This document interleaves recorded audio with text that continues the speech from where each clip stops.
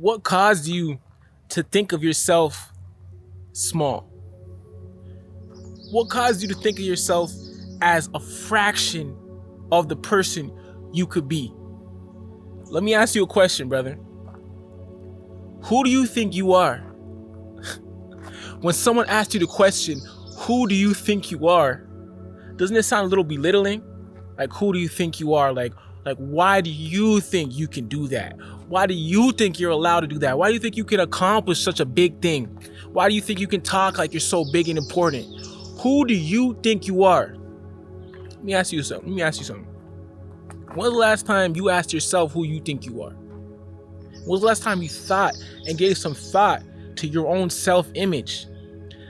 Your own vision for who you are and how big you could be? 2026, I dare a nigga ask me who I think I am. I'm gonna tell you exactly who I think I am.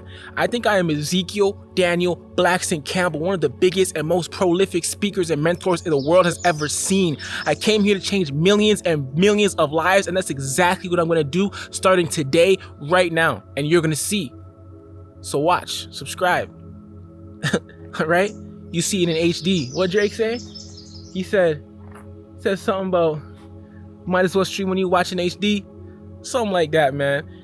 He said, they say that karma gonna take an eternity. Yours is dropping the same day as me. For all my haters, anybody who doubts me, every time I drop a video, that's when your karma drops. Right? I'm on my Drake shit. But anyways, what I'm trying to say here, I want to give you something actionable. Listen, I want you to start dreaming bigger. I want you to start thinking bigger. I want you to look at your goal that you have for yourself right now and think, how can you make it 10 times bigger? How can you make it 100 times more important? How could you impact 1,000 times more people? How could you take your $100,000 goal and turn it into $100 million goal, or $1 billion goal, or $1 trillion goal? And the exercise here is to stretch your mind. Maybe you don't become the world's first trillionaire. Maybe that's up to Elon Musk to do.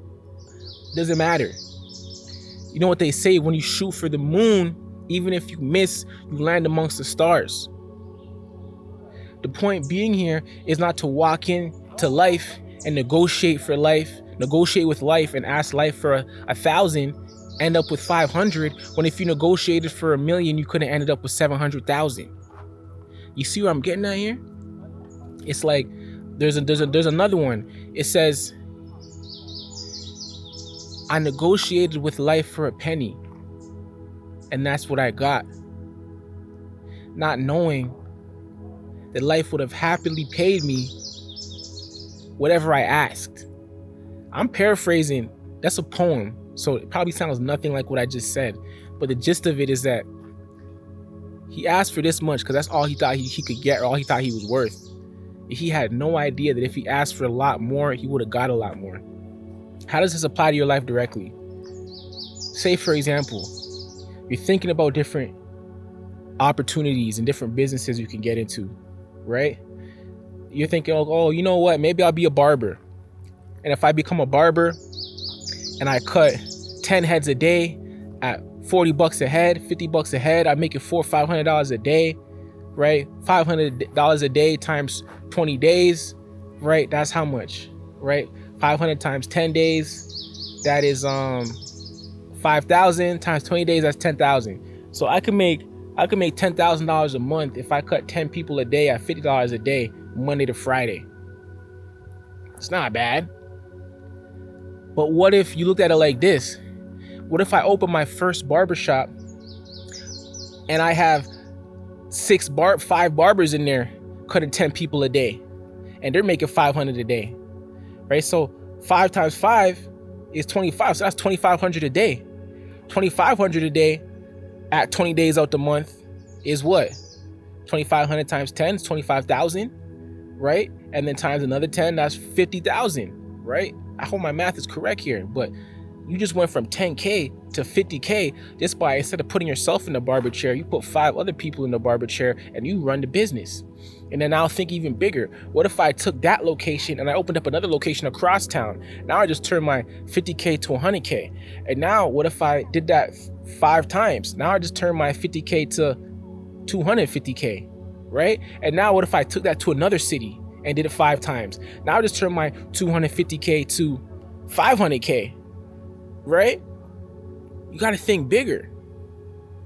Too much of us are just thinking about what we can do with our own hands, who we can impact directly with our own efforts. We don't think about building a team. We don't think about bringing other people into our vision. We don't have a vision that's big enough for more than just ourselves. We don't even think we're capable. There's a lot of things that we have in our mind and our mentality that makes us fearful of potentially dreaming big and thinking big. And we need to get that out. We need to squash that. Start thinking bigger, right? A lot of people got $1 million dreams. I just want 1 million. I just want 2-3 million. They don't know it's possible to get 500 million. They don't believe that in their lifetime they could earn $1 billion, right? You just got to play the right game. If you play the right game, you can make that. But if you play the wrong game, you're never going to get there. For example, right? There's people right now who are buying and selling iPhones. I did that a little bit, right? It was a good side hustle, right? You can make a couple $1,000s a month. But there are other people out there who are buying and selling businesses. And that's where you can make hundreds of millions of dollars. And let me tell you something. It's not as simple as flipping iPhones, but it's also not as impossible and inconquerable as you might think it is. And you might think that you're disqualified from even being and playing on that level and playing in that arena, but I'm telling you that you're not.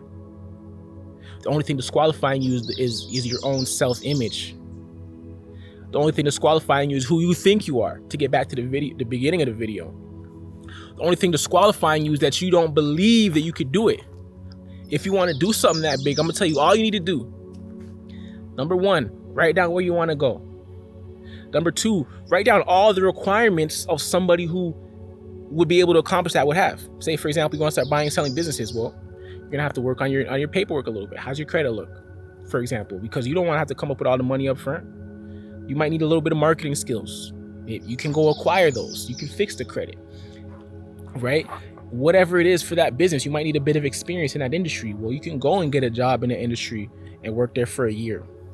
So all you got to do is put the check boxes that you need to check off, all the requirements on a list, and check them off. And then walk in the building and get approved for whatever opportunity it is that you're looking for. You see what I'm saying? So you can do whatever you want. It all just depends on if you believe that you can do it.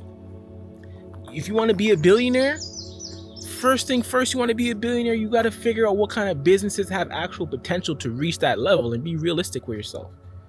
And then check off all the boxes that you need to check in order to reach the goal. You're going to get obstacles. You're going to have ups and downs. You're going to have setbacks. But who do you think you are? Who do you think you are? Do you think you're someone that can accomplish those obstacles? Get over, defeat those obstacles? Get through those setbacks? Do you believe in yourself? Do you have faith? You know, they say in the Bible, with the faith of a mustard seed, you shall move mountains, right? I was just watching a video. I have my son watching these Bible story videos in the morning before he goes to daycare, and they were talking about David and Goliath. And I was listening to it, and I realized the whole point of the story of David and Goliath is to teach us that the strongest and most powerful people are not the people with the most resources, the most money, the most strength, the most power. It's the people with the most faith. Because there's no way if David was doubting himself that he would have got up there with that little slingshot and defeated Goliath in front of everybody. But he did. What was his weapon? Faith. The faith of a mustard seed, you shall move mountains. So that's the word of the day. Who do you think you are? What do you believe you can do? What do you have faith you can accomplish?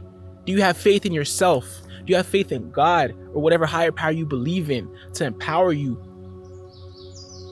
to be able to accomplish what you need to accomplish and overcome what you need to overcome? That's all you need. With the faith of a mustard seed, you shall move mountains. Dream bigger. Think of yourself as a bigger person, a bigger entity. Increase your confidence. Don't be scared to pop style without no evidence. Turn up on them without no proof of who you are. All the proof that you need is in your chest, in your heart. You say they got that dog in you. My pops is Jamaican. Say you have a lion. And a lion in this bumbleclat, my youth. What you say? Fire in your chest. That's the only confidence that you need. You don't need evidence. You don't need case studies. You don't need testimonials. You don't need proof. Walk up in that building with that dog in you. You're gonna do everything. Had a bug on my neck.